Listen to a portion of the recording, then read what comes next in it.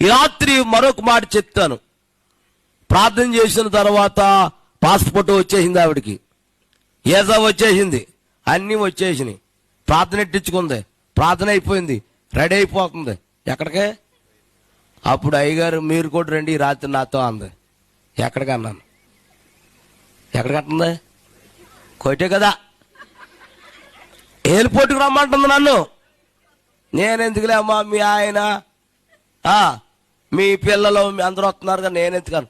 అయ్యగారు మీరు రాకపోతే నేను మానేస్తాను అంది.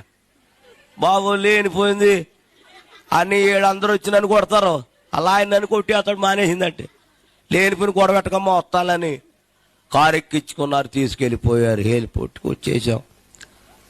రాత్రి 12 గంటలకు బయలుదేరితే అక్కడికి వెళ్ళేటప్పటికి 9 అయింది, ఉదయం 9 అయింది.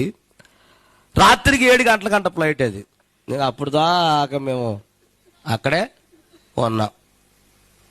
రెడీ అయిపోయింది, 6 గంటలు రెడీ అయిపోయారు. 6:30కి ప్రార్థన చేశాను, ఫ్లైట్ ఎక్కేస్తుంది. ఎక్కేటప్పుడు అంటుంది ఇలా తిరిగి, టాటా కదా, అంత కంగారండి నీకు.